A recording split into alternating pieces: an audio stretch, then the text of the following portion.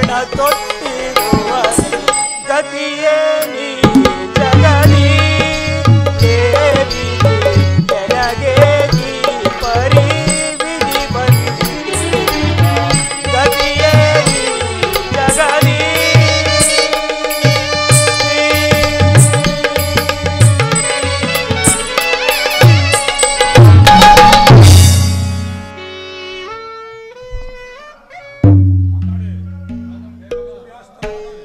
ಅಯ್ಯೋ, ಸೂರ್ಯಾಸ್ತವಾಗುತ್ತಿರುವುದು.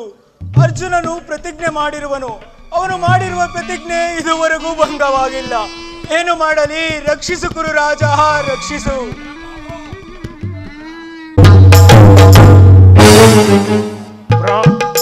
ಅಯ್ಯೋ ಅಯ್ಯೋ, ಸೂರ್ಯಾಸ್ತವಾಗುತ್ತಿರುವುದು. ಅರ್ಜುನನು ಪ್ರತಿಜ್ಞೆ ಮಾಡಿರುವನು. ಅವನು ಮಾಡಿರುವ ಪ್ರತಿಜ್ಞೆ ಇದುವರೆಗೂ ಭಂಗವಾಗಿಲ್ಲ. ಏನು ಮಾಡಲಿ? ರಕ್ಷಿಸು ಕುರು ರಾಜ, ರಕ್ಷಿಸು. ಪ್ರಾಣ ಭಯವಿಲ್ಲ ಸಿಂಧು ರಾಜ. ಆಚಾರ್ಯರು ಹೇಳಿರುವರು, ತನ್ನ ಪ್ರಾಣವನ್ನಾದರೂ ಕೊಟ್ಟು ನಿನ್ನನ್ನು ರಕ್ಷಿಸುವುದಾಗಿ.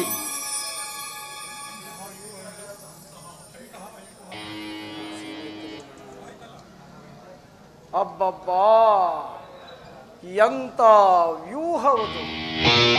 10 ಅರಧಾರಿಯ ಸುತ್ತ ಸೈನ್ಯವು ಒಂದೇ ಸಮನಾಗಿ ನಿಂತಿರುವುದು. ಅರ್ಜುನನಿಗೆ ಮಾತ್ರವಲ್ಲ, ಸ್ವಯಂ ಮೃತ್ಯುವಿಗೂ ಅದನ್ನು ಭೇದಿಸಲು ದುರ್ಭೇದ್ಯ.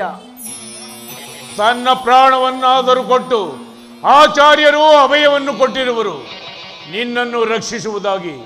ನೀನು ಚಿಂತಿಸಬೇಡ. ನಾನು ನಿನ್ನ ದುರ್ಭೇದ್ಯ ರಕ್ಷಕವಚವನ್ನು ತೊಟ್ಟು ನಾನು ನಿನ್ನ ಬೆಂಬಲವಾಗಿ ನಿಂತಿರುವೆನು. ನೀನು ಧೈರ್ಯದಿಂದಿರು. ಭಯಕ್ಕೆ ಕಾರಣವಾದರೂ ಎಲ್ಲಿ? ನಾವೆಲ್ಲರೂ ಬದುಕಿದ್ದು ನೀನು ಸಾಯುವುದೆಂದರೇನು? ನಡುಗುವೆ ಏಕೆ ಸಿಂಧುರಾಜ, ನಡುಗುವೆ ಏಕೆ? ಮೃತ್ಯುವಿನ ನಿರೀಕ್ಷೆಯಲ್ಲಿ ಮೈಯಲ್ಲಿ ನಡುಕ ಹುಟ್ಟಿತಲ್ಲವೇ? ಹುಟ್ಟಲಿ, ಆದ ಮಾತ್ರಕ್ಕೇನು? ಹುಟ್ಟಿದಾಗಲೇ ಸಾವು ಸತ್ತಿಸಿದ್ದ. ಅದಕ್ಕಾಗಿ ನೀನು ಚಿಂತಿಸಬೇಡ. ಅರ್ಜುನ ನನ್ನನ್ನು ಕೊಲ್ಲುವುದು ಖಂಡಿತ. ನಿಮ್ಮ ಮಾತುಗಳು ವ್ಯರ್ಥ. ನೀವಿಷ್ಟು ಜನರಿರುವಿರಿ, ಯಾರೂ ನನ್ನನ್ನು ಉಳಿಸಲಾರಿರಾ? ರಕ್ಷಿಸು ಕುರು ರಾಜ, ರಕ್ಷಿಸು. ಅದು ಅತ್ತ ನೋಡು, ಸೂರ್ಯನು ಪಶ್ಚಿಮಾದಿ ಶಿಖರವನ್ನು ಏರಿರುವನು. ಹಸ್ತಂಗತನಾಗಲು ಇನ್ನು ಅರ್ಧ ಗಳಿಗೆಯು ಮಾತ್ರ ಉಳಿದಿರುವುದು. ನೀನು ನಿಶ್ಚಿಂತನಾಗಿರು ಮಿತ್ರ.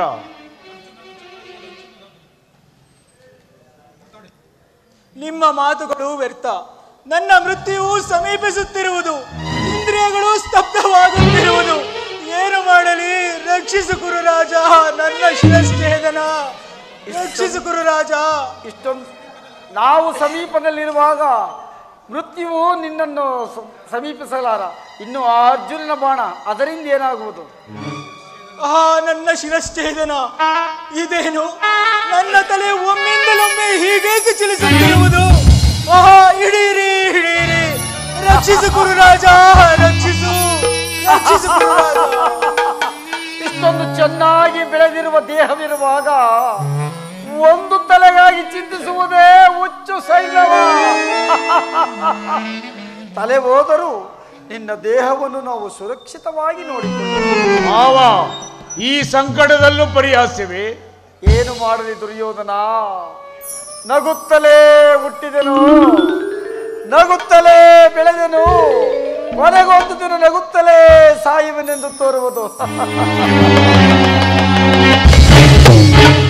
ಮಾತ್ರ ಉಳಿದಿರುವುದು. ದ್ರೋಣಾಚಾರ್ಯರಿಂದ ರಕ್ಷಿತನಾದ ಸೈಂಧವನ ಮಸ್ತಕವು ಭೂಮಿಗುರುಳಬೇಕು. ಇಲ್ಲದಿದ್ದರೆ ಅರ್ಜುನನು ಪ್ರತಿಜ್ಞಾಭಂಗದಿಂದ ಪ್ರಾಣತ್ಯಾಗ ಮಾಡುವನು. ಜಾಗೃತಾಳಾಗು ನನ್ನ ಯೋಗ ಮಾಯೆ. ಕ್ಷಣ ಕಾಲ ಜಗತ್ತು ಕತ್ತಲೆಯಿಂದ ತುಂಬಲಿ.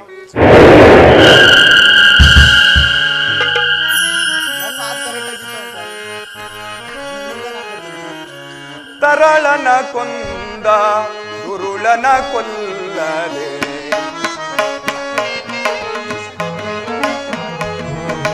ತರಳನ ಕೊಂದ ದುರುಳನ ಕೊಲ್ಲದೆ, ಸೇರಿದ ಪಶ್ಚಿಮ ಮುದಿಯೋ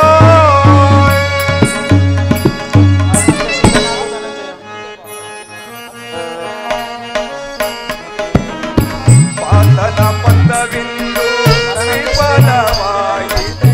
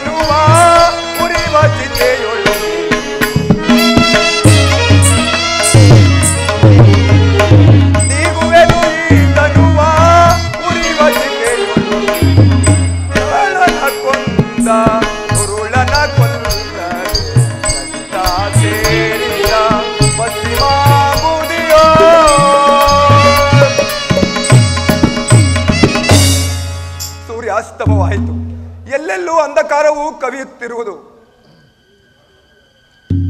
ಸ್ತಬ್ಧನಂತೆ ಇಲ್ಲೇಕೆ ನಿಂತಿರುವ ಮಿತ್ರ, ನನ್ನ ಶಪಥವು ಭಂಗವಾಯಿತೆಂದು ಚಿಂತೆಯೇ? ಜಯ ಅಪಜಯಗಳು ಯಾರ ಅಧೀನ? ಏನು ನಿನ್ನ ಚಿತೆಯನ್ನು ನಾನು ಒತ್ತುವುದೇ? ಇಲ್ಲ, ಅದೆಂದಿಗೂ ಸಾಧ್ಯವಿಲ್ಲ. ಅರ್ಜುನನ ಲಲಾಟದಲ್ಲಿ ಅಂತಹ ಮಹಾಪುಣ್ಯವು ಬರೆದಿದ್ದರೆ ಆಗ ಕೂಡದೇಕೆ ಪ್ರಭು? ಅಲ್ಲೊಂದಿದೆ ನೋಡಿ. ದುರ್ಯೋಧನನ ಪಾರ್ಶ್ವವನ್ನು ಬಿಟ್ಟು ಮುಂದೆ ಬಾ. ಅರ್ಜುನನ ಶಪಥವೇನಾಯಿತೆಂದು ಕೇಳು. ಅರ್ಜುನ, ಪ್ರತಿಜ್ಞೆಯಂತೆ ಅಗ್ನಿಯಲ್ಲಿ ದೇಹ ತ್ಯಾಗ ಮಾಡು. 3 ಲೋಕದ ಹೊಗಳಿಕೆಗೆ ಪಾತ್ರನಾಗುವೆ. ಮರಣಕ್ಕೆ ಸಿದ್ಧನಾಗು ಧನಂಜಯ. ನಿನ್ನ ಚಿತೆಯನ್ನು ಉರಿಸಿ ಸಂತೋಷ ಪಡುವೆನು. ಭಯವನ್ನು ಬಿಡು ಪ್ರಾಣಸಕ. ಮೃತ್ಯುವಿನ ಸಮ್ಮುಖದಲ್ಲಿ ದ್ವೇಷ ದ್ವಂದ್ವಗಳನ್ನು ತ್ಯಜಿಸಿ ಕೌರವ ವೀರರನ್ನು ಅಭಿನಂದಿಸು. ಈ ಚಿರನೂತನವಾದ ಸುಂದರ ಜಗತ್ತನ್ನು ಒಂದು ಸಾರಿ ದೃಷ್ಟಿಸಿ ನೋಡು. ನನ್ನಿ ಪ್ರಶಾಂತ ಹಸ್ತವು ನಿನ್ನ ಭವಿಷ್ಯದ ಆದಿಯನ್ನು ಬೆಳಗುತ್ತಿರುವುದು.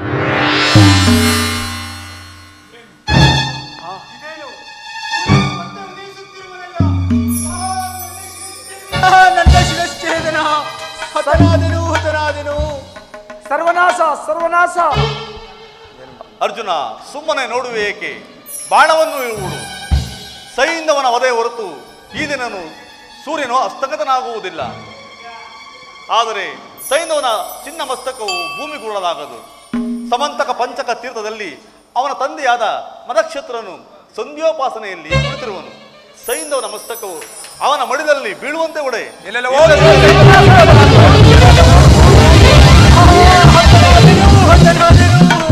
ನನ್ನನ್ನು ಸೂತಪುತ್ರನು ಹೀನ ಕುಲದವನು ಎಂದು ಹೀಯಾಳಿಸುತ್ತಿದ್ದೆ ಅಲ್ಲವೇ? ಇಂದು ಈ ಸೂತಪುತ್ರನ ಬಾಣಗಳು ನಿನ್ನ ಶರೀರವನ್ನು ಒಕ್ಕಿ ನಿನ್ನ ಗರ್ವದ ಬೇರನ್ನೇ ನಾಶ ಮಾಡಬಲ್ಲವು. ಇದು ಕೌರವೇಶ್ವರ ಸಂತಾಪವನ್ನು ಹೋಗಲಾಡಿಸುವ ಈ ಸರ್ಪಾಸ್ತ್ರವನ್ನೇ ಬಿಡುವೆನು, ತಡೆದುಕೋ. ಪಾರ್ಥ, ಸರ್ವನಾಶ. ಅತ್ತ ನೋಡು, ಕರ್ಣನು ಬಿಟ್ಟ ಸರ್ಪಾಸ್ತ್ರವು ತೀವ್ರ ವೇಗದಿಂದ ನಿನ್ನ ಮಸ್ತಕದ ಗುರಿ ಹಿಡಿದು ಬರುತ್ತಿರುವುದು. ಈಗ ಯಾವ ಉಪಾಯದಿಂದ ನಿನ್ನನ್ನೀಗ ರಕ್ಷಿಸಲಿ? ಇರಲಿ, ಪೃಥ್ವಿಯ ವಕ್ಷಸ್ಥಳವನ್ನು ಭೇದಿಸಿ ಭೂಗರ್ಭದಲ್ಲಿ ನಿನ್ನ ರಥವನ್ನು ಬಚ್ಚಿಡುವೆನು. ಅದೋ ಬಂದಿತು. ತಲೆಯನ್ನು ತಗ್ಗಿಸು ಪಾರ್ಥ, ತಗ್ಗಿಸು. ಜನಾರ್ದನ, ರಕ್ಷಿಸು. ಧೈರ್ಯವನ್ನು ತಾಳು ಅರ್ಜುನ. ಭಯಗ್ರಸ್ತನಾಗಬೇಡ, ನಾನಿರುವೆನು. ಭಯವಲ್ಲ ವಾಸುದೇವ. ಈ ದಿನ ಈ ನನ್ನ ಕಿರೀಟವು ಈ ಕರ್ಣನ ಒಂದಲ್ಪ ಬಾಣದಿಂದ ಭೂಮಿಗುರುಳಿತಲ್ಲ. ಈ ಕರ್ಣನಾರು ಜನಾರ್ದನ? ಅರ್ಜುನ, ಈ ಪೊಳ್ಳು ಮಾತುಗಳಿಂದ ಏನೂ ಪ್ರಯೋಜನವಿಲ್ಲ. ನಿನ್ನ ಚಿತ್ತವನ್ನು ಶ್ರೀಕೃಷ್ಣ ಪರಮಾತ್ಮನ ಪಾದಾರವಿಂದಕ್ಕೆ ಅರ್ಪಿಸು. ಇದು ಕೌರವೇಶ್ವರನ ಸಂತಾಪವನ್ನು ಹೋಗಲಾಡಿಸುವ ಈ ಮಹಾಸ್ತ್ರಗಳನ್ನೇ ಬಿಡುವೆನು, ತಡೆದುಕೋ. ಇದೇನಿದು? ದಿವ್ಯಾಸ್ತ್ರಗಳ ಮಂತ್ರವೇ ನೆನಪಿಗೆ ಬರುತ್ತಿಲ್ಲವಲ್ಲ. ಇದು ಕರ್ಣ, ನೀನು ಅತ್ಯಂತ ಸಾಹಸಿಯೇ ಸರಿ. ಸುಯೋಧನ, ಈಗಲೀಗ ನೀನು ಕೆಟ್ಟೆ. ಭಲೇ ಕರ್ಣ, ನೀನು ಅತ್ಯಂತ ಸಾಹಸಿಯೇ ಸರಿ. ಇದು ಪರಮೇಶ್ವರನು ಮೆಚ್ಚಿಸಿರುವ ಈ ಪ್ರಾಣಗಳನ್ನು ನೋಡುವನಾಗು. ವ್ಯರ್ಥವಾಯಿತು. ಸಾಮಾನ್ಯ ಮನುಷ್ಯನಂತೆ ನಿರಾಸ್ತ್ರನಾಗಿ ನಿಶಿಷ್ಟನಾಗಿ ರಣರಂಗದಲ್ಲಿ ಮಡಿಯುವೆನು. ಇದು ಬ್ರಾಹ್ಮಣನ ಅಭಿಶಾಪ. ಸುಯೋಧನ, ಈಗಲೀಗ ನೀನು ಕೆಟ್ಟೆ. ಸುಮ್ಮನೆ ನೋಡುವೆ ಏಕೆ? ಬಾಣವನ್ನು ತೊಟ್ಟು ಕರ್ಣನನ್ನು ಒದಿಸು. ಈ ಸಮಯವನ್ನು ಬಿಟ್ಟರೆ ಕರ್ಣನನ್ನು ಒದಿಸಲು ಆಗುವುದಿಲ್ಲ. ಪರಮಾತ್ಮ, ಈ ಕರ್ಣನನ್ನು ನೋಡಿದರೆ ಮಮತೆ ಮರುಕ ಉಂಟಾಗುತ್ತಿರುವುದಲ್ಲ. ಅಗ್ರಜನಾದ ಧರ್ಮಜನನ್ನು ನೋಡಿ ಪ್ರೇಮವು ಇವರಲ್ಲಿ ತೋರುವುದಲ್ಲ. ಈ ಕರ್ಣನಾರು ಜನಾರ್ದನ? ಇದೆಂತಹ ಭೀಷಣ ದೃಶ್ಯ! ರಥವು ಭೂಮಿ ಕೀಳುತ್ತಿರುವುದಲ್ಲ. ಇರಲಿ, ಮೇಲಕ್ಕೆತ್ತುವೆನು.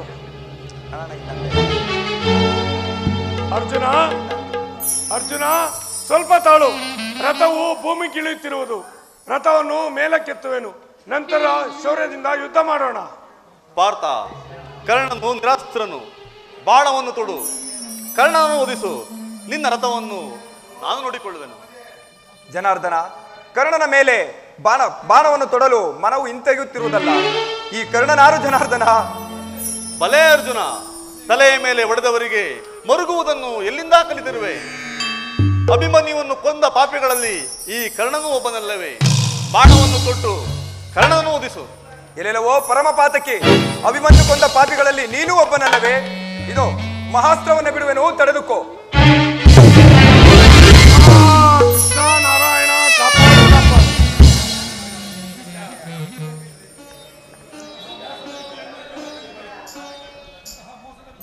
ಅರ್ಜುನ, ಇಂತಹ ಮೋಸದ ವಿದ್ಯೆಯನ್ನು ಎಲ್ಲಿಂದ ಕಲಿತೆ? ವೀರಮಾತೆ ಕುಂತಿ ದೇವಿಯ ಹೊಟ್ಟೆಯಲ್ಲಿ ಹುಟ್ಟಿದ ನಿನ್ನ ಜನ್ಮ ಸಾರ್ಥಕವಾಗಲಿ.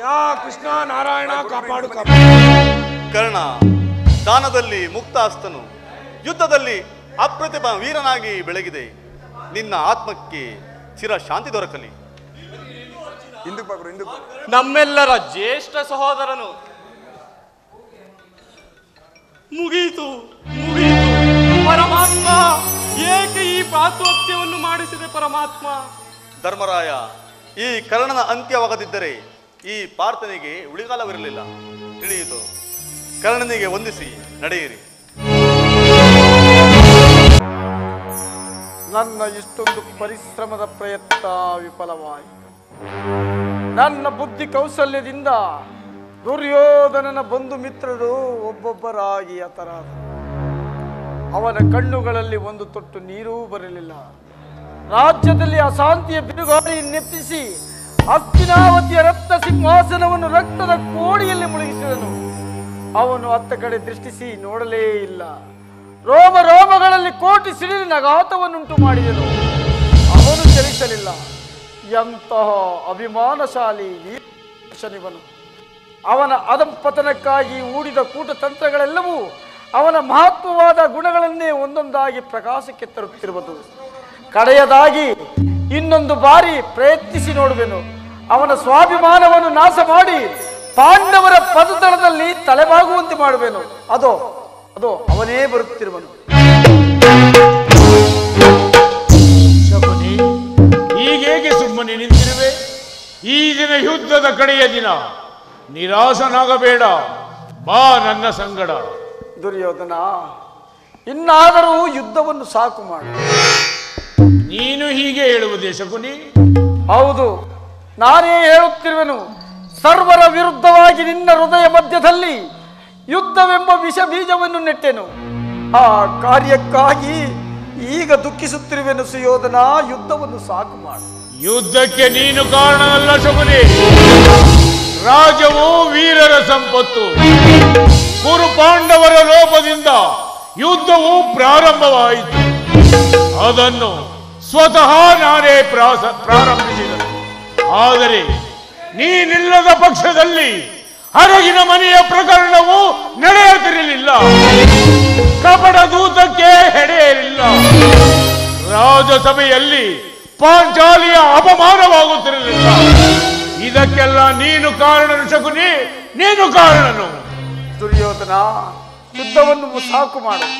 ನಾನು ನಿನ್ನ ಹಿತೈಸಿ ನಿನ್ನ ಕೈಗಳನ್ನು ಹಿಡಿದು ಬೇಡುವೆನು.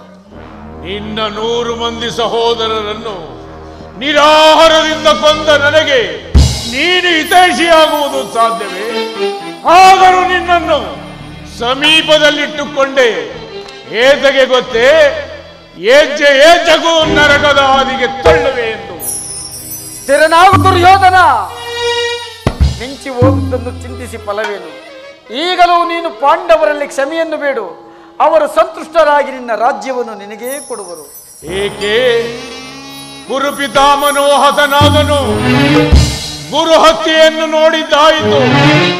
ನನ್ನ ಸಹೋದರರು ರಣಭೂಮಿಯಲ್ಲಿ ಒಬ್ಬೊಬ್ಬರಾಗಿ ಮೃತರಾದರು.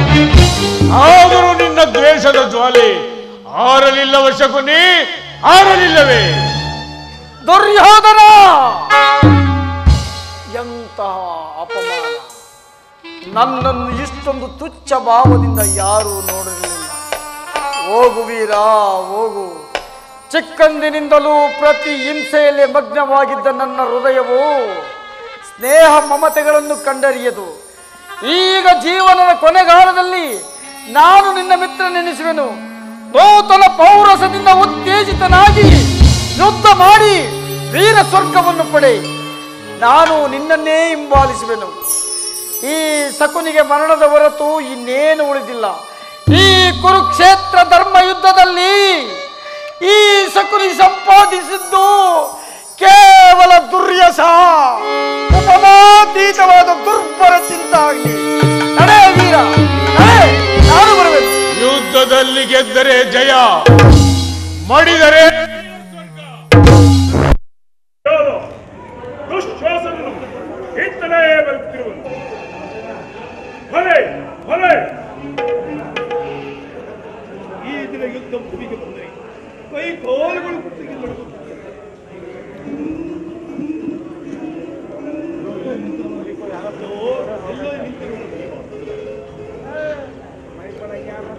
ವಾಸುದೇವ, ನನ್ನ ಶಪಥವು ಪೂರ್ಣಗೊಂಡಂತೆಯೇ ಸರಿ. ಇಲ್ಲವೋ ದುಶ್ಯಾಸನ, ಎಲ್ಲಿ ಹೋಗುತ್ತೇವೆ? ನೀನು ಎಂದಿಗೆ ನಿನ್ನ ವಯಸ್ಸು ಪೂರ್ಣಗೊಂಡಂತೆಯೇ ಸರಿ. ಸಹೋದರನ ಪತ್ನಿ ಎಂದು ತಿಳಿಯದೆ ಅವರ ಸೀರೆಯನ್ನು ಸೆಳೆದೆಯಲ್ಲ, ಎಂದಿಗೆ ನಿನ್ನ ಒಡಲನ್ನು ಬಗೆದು ನಿನ್ನ ಬಿಸಿಗಟ್ಟದಿಂದ ಪಾಂಚಾಲಿಯ ಕೇಶರಾಶಿಯ ಮುಡಿಗಟ್ಟುವೆನು. ಮಗ ಭೀಮ, ಯುದ್ಧವೆಂದರೆ ರಾಜನ ಅಡಿಗೆ ಮನೆ ಅಂತ ರೀತಿಯ, ಅಥವಾ ವಿಳಂಬಿಯ ಮುಂದಾಟವ, ಅಥವಾ ಸೋತ್ರದ ಮುಂದಾಟವ, ಅಥವಾ ಒಡ್ಡಿಯಗಳ ಮುಂದಕ್ಕಿಯ ಸಾಕು ಮಾಡಿದ ಪೌರುಷವನ್ನು. ದುಶ್ಯಾಸನ, ಸಹೋದರರೆಂದು ತಿಳಿಯದೆ ನಮ್ಮನ್ನು ರಾಜ್ಯದಿಂದ ಹೊರಕ್ಕೆ ಕಳಿಸಿದ್ದು ಸಾಲದೆ ಯುದ್ಧದ ನಿರೀಕ್ಷೆಯಲ್ಲಿರುವಿರೋ? ಯುದ್ಧಕ್ಕೆ ಸಿದ್ಧನಾಗು. ನಿನಗೆ ಯಮಲೋಕದ ಹಾದಿಯನ್ನೇ ಇಡಿಸುವೆನು. ಓ ಒಟ್ಟೆ ಮಗ ಭೀಮ, ಇದೇ ಯಮಲೋಕಕ್ಕೆ ಹೋದಿರು ಅಥವಾ ನನ್ನೇ ಕಳಿಸಿದೆಯೋ? ಯಾರಿಗೆ ಗೊತ್ತು? ಜಯಾಪಜಯನು ಅಮೃತ ಶಕ್ತಿ ಸೌಂದರ್ಯ ಯಾವುದು? ಈಗ ಯುದ್ಧಕ್ಕೆ ಸಿದ್ಧನಾಗು. ನಿನ್ನ ಇಷ್ಟ ದೇವತೆಯನ್ನು ನೆನೆಸಿಕೋ.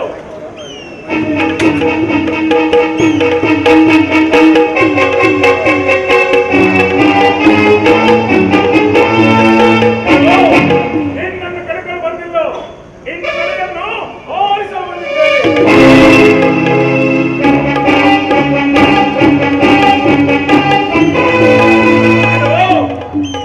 ನಿನ್ನ ಹೊಗಳಿಕೆಯೂ ಬೇಡ. ಈಗ ನನ್ನ ಕಥೆಯ ಪ್ರಾರಂಭ.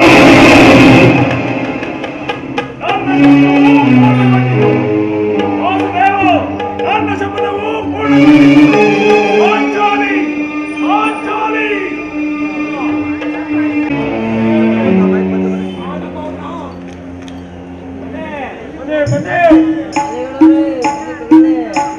ಕುರುಕ್ಷೇತ್ರದೆಲ್ಲೆಲ್ಲಿಯೂ ಹುಡುಕಾಡಿದ್ದಾಯಿತು, ಎಲ್ಲಿಯೂ ದುರ್ಯೋಧನ ಹುಡುವೇ ಇಲ್ಲವಲ್ಲ. ಮಹಾರಾಜ ಹರವರಿಗೆ ಹಿಂತಿರುಗಿದ್ದಾಯಿ, ಹರವರಿಗೆ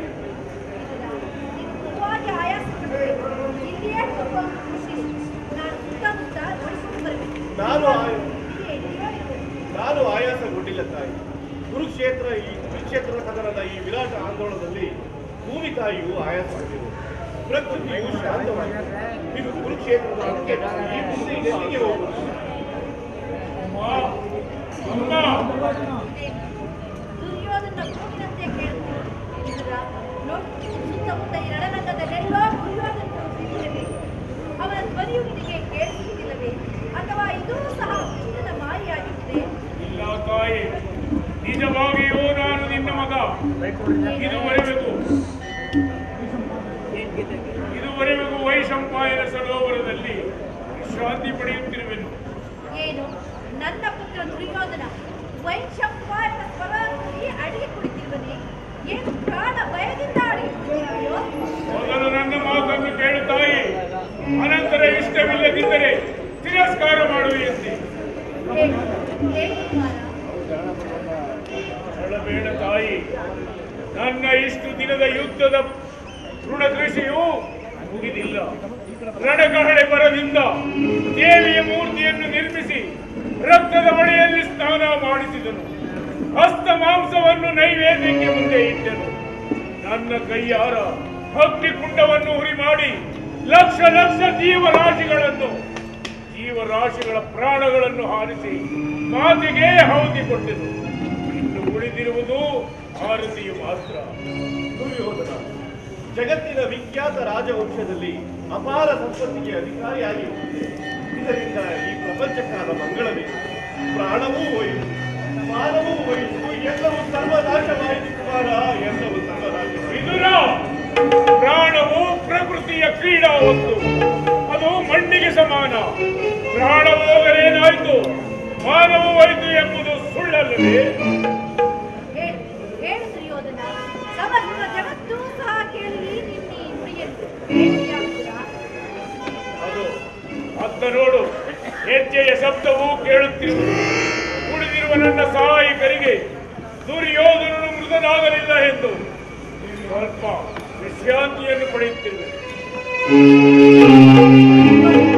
ದುರ್ಯೋಧನ, ಕೇಳಿಯ ದುರ್ಯೋಧನ, ಗಾಂಧಾರ್ಯ ಎದಿರ ಹಾಲು ವಿಫಲವಾಗಲಿಲ್ಲ, ಸಫಲವಾಗಿರುವುದು. ನಡೆಬಿಟ್ಟಿರ ಹೋಗೋಣ.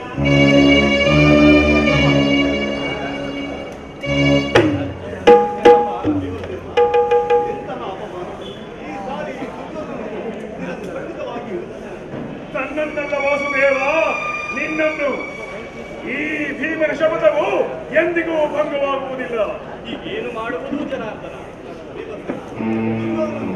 ವೈಶಂಪಾಯನ ಸರೋವರದಲ್ಲಿ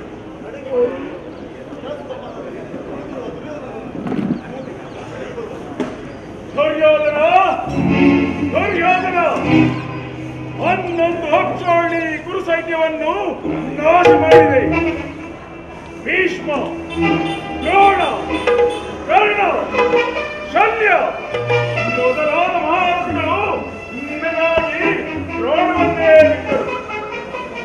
ಶಕುನಿಯಂತ ನರಾಧಮನು ಯುದ್ಧ ಭೂಮಿಯಲ್ಲಿ ವೀರನಂತೆ ಕಾದಾಡಿ ಮಾಡಿದನು. ಕ್ಷತ್ರಿಯ ಅಧಮ ಭಾರತ ವಂಶದ ಕಳಂಕ ಸ್ವರೂಪವೇ ದ್ರೋಣ ಭಯದಿಂದ ಸರೋವರದಲ್ಲಿ ಹರಗಿ ಕುಳಿತಿರುವೆಯಾ? ಹೊರಗೆ ಬಾ ದುರ್ಯೋಧನ, ಹೊರಗೆ ಬಾ. ವಿರಾಟನ ಹಡಿಗೆ ಮನೆಯ ಪಟಂಗ, ವೀರನ ಹೃದಯವು ನಿನಗೆ ಹೇಗೆ ತಿಳಿಯಬಲ್ಲದು? ಈಶ್ವರ, ನಾನು ಪ್ರಾಣ ಭಯದಿಂದ ಸರೋವರದಲ್ಲಿ ಹಡಗಿ ಕುಳಿತಿರಲಿಲ್ಲ. ಪ್ರಮುಕ್ತ ವಿಕ್ರಮದಿಂದ ಸೆಣಸಾಡುವ ಮೊದಲು ಕ್ಷಣಕಾಲ ವಿಶ್ರಾಂತಿಯನ್ನು ಬಯಸಿಲ್ಲ.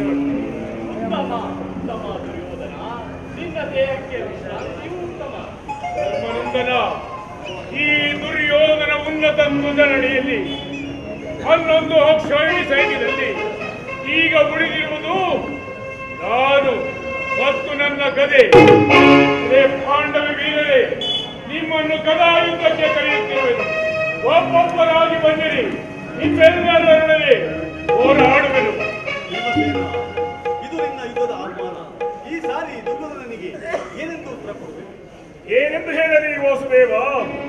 ನಾನಿಷ್ಟು ದಿವಸವು ಈ ಶುಭ ಮುಹೂರ್ತಕ್ಕಾಗಿಯೇ ಕಾದು ಕುಳಿತಿದ್ದೆನು. ಕೃಷ್ಣ, ನೀನು ಯಾರ ಪಕ್ಷವಾಗಿ ನಿಲ್ಲುವೆಯೋ ಅವರು ಜಯವನ್ನು ಗಳಿಸುವುದೆಂದು ನಾನು ಚೆನ್ನಾಗಿ ಬಲ್ಲೆ. ನಾನು ಅದಕ್ಕಾಗಿ ಚಿಂತಿಸುತ್ತಿಲ್ಲ. ಭವಿಷ್ಯ ಭಾರತದ ವೀರರ ಹೃದಯದಲ್ಲಿ ಈ ದುರ್ಯೋಧನ ಹೆಸರು ಮಾನವ ದುಂದುಬಿಯಂತೆ ಮೊಳಗಿಸಬೇಕೆಂದು ಇಚ್ಛೆ ಪಟ್ಟೆನು ಅಷ್ಟೇ.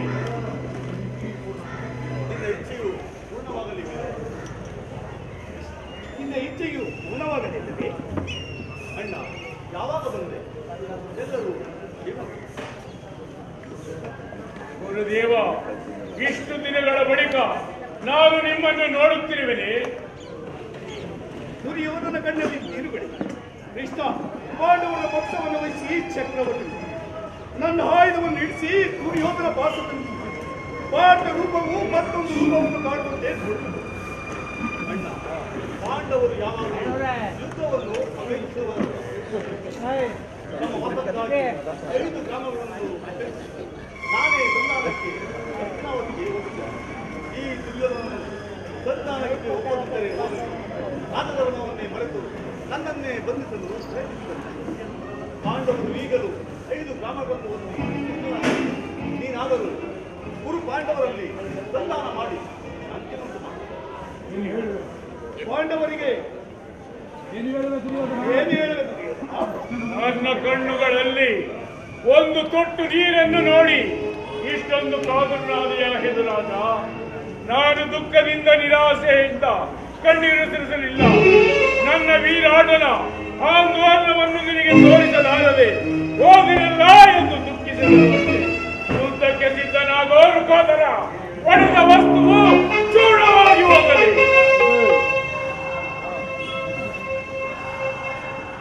ಭೀಮಸೇನ, ಈ ದುರ್ಯೋಧನನ್ನು ಸೋಲಿಸಿದ್ದೇ ಆದರೆ ಸಮುದ್ರ ಪರಿವೇಷ್ಟಿತವಾದ ಸಕಲ ಸಂಪದವು ನಿನ್ನದಾಗುವುದು.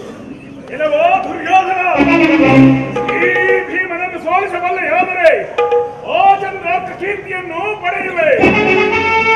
ನಿನ್ನ ಇಷ್ಟ ದೇವತೆಗಳನ್ನು ಸ್ಮರಿಸಿಕೋ. ಈ ಕಲಿಯಾಗ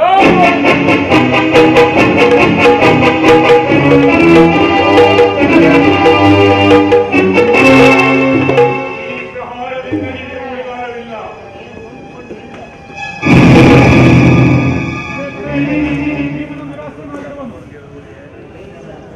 ವಿಶ್ರಾಂತಿಯನ್ನು ಪಡೆ, ಅನಂತರ ಯುದ್ಧ ಮಾಡೋಣ. ಎಷ್ಟೋ ಅನಂತರಿಲ್ಲ.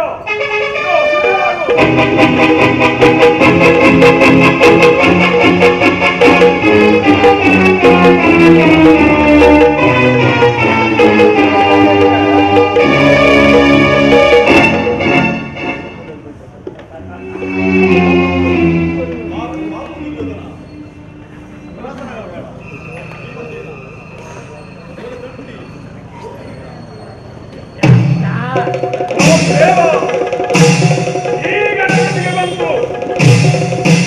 ಈ ಭೀಮನ ಆಘಾತವು ಎಂದಿಗೂ ವ್ಯರ್ಥವಾಗುವುದಿಲ್ಲ.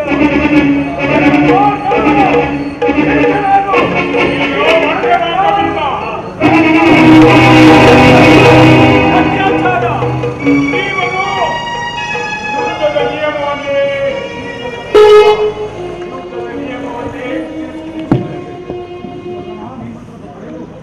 ದುರ್ಯೋಧನ ಕಡೆಗೂ ಸಂಧಿಗೊಪ್ಪದೆ ಈ ರಣರಂಗಕ್ಕೆ ಬಲಿಯಾದೆಯ. ಯುಧಿಷ್ಠಿರ, ನಾನು ಕ್ಷತ್ರಿಯ ಧರ್ಮವನ್ನು ಪಾಲನೆ ಮಾಡಿರುವುದು. ನನ್ನ ವಿಯೋಗದಿಂದ ವಿಧಿವೇಷ್ಟಿಯಾದ ಭೂಮಿಯನ್ನು ತೆಗೆದುಕೊಂಡು ರಾಜ್ಯಭಾರ ಮಾಡಬಹುದು. ದುರ್ಯೋಧನ, ಕಡೆಗೂ ನನ್ನ ಮಾತನ್ನು ಕೇಳದೆ ಈ ರಣರಂಗಕ್ಕೆ ಬಲಿಯಾದೆಯ. ದೂತ ಕೃಷ್ಣನಲ್ಲವೇ ನನ್ನ ಸಂಕಟವನ್ನು ನೋಡಲು ನಿಂತಿರುವೆಯ? ನೋಡು ನೋಡು, ನಿರಾಶನಾಗಬೇಡ. ದುರ್ಯೋಧನ, ನೀನು ಪಾಂಡವರಿಗೆ ಶತ್ರುವಾದರೂ ನನಗೆ ಮಿತ್ರನು. ನಿನ್ನ ಮಿತ್ರನೆಂದು ಆಲಂಗಿಸಲು ನಾನು ಅಪೇಕ್ಷಿಸಿದನು. ಹಸ್ತಿನಾವತಿಯ ಸಿಂಹಾಸನದಲ್ಲಿ ನಿನ್ನೊಡನೆ ಯುಧಿಷ್ಠಿರನನ್ನು ರಾಜ್ಯಭಾರ ಮಾಡಬೇಕೆಂಬುದೇ ನನ್ನ ಇಚ್ಛೆಯಾಗಿತ್ತು. ನಿಜವೇ ಕೃಷ್ಣ? ಇಲ್ಲ ಇಲ್ಲ, ನೀನು ಮಾಯಾವಿ. ನಿನ್ನ ಮಾತನ್ನು ನಾನು ನಂಬುವುದಿಲ್ಲ. ದುರ್ಯೋಧನ, ನನ್ನ ಮಾತನ್ನು ನಂಬು. ನೀನು ಯುವ ಜನಾಂಗದ ಹೃದಯದಲ್ಲಿ ನೂತನ ಆದರ್ಶನವೊಂದು ತಂದಿಟ್ಟೆ. ಧ್ರುವತಾರೆಯಂತೆ ನಿಶ್ಚಿಂತ ಕಾಂತಿಯಿಂದ ಬೆಳಗುವೆ. ಹಾಗಾದರೆ ನನ್ನ ಜನ್ಮವು ಸಾರ್ಥಕವಾಯಿತು. ಆದರೆ ಈ ಪರಾಜಯವೇಕೆ ವಾಸುದೇವ? ನಿಶ್ಚಿಂತನಾಗು ಕುರುರಾಜ. ಇದು ನಿನ್ನ ಪರಾಜಯವಲ್ಲ, ವಿಜಯದ ಪತನವೂ ಅಲ್ಲ, ಉತ್ಥಾನ. ದೇವಿಯ ಪೂಜೆಯೂ ಸಾಂಗವಾಯಿತು. ನೀನಿನ್ನು ಹೋಗು ವಾಸುದೇವ. ಕ್ಷಣಕಾಲ ನಿದ್ರಿಸುವೆನು. ಪುನಃ ಎಚ್ಚರವಾಗುವುದರೊಳಗಾಗಿ ಸ್ವರ್ಗದ ದೇವತೆಗಳು ನನ್ನನ್ನು ಸ್ವಾಗತಿಸುವರು. ನಿನ್ನ ಅಭೀಷ್ಟವು ಸಫಲವಾಗಲಿ ವೀರವರ. ಧನ್ಯೋಸ್ಮಿ ಪರಮಾತ್ಮ, ಧನ್ಯೋಸ್ಮಿ.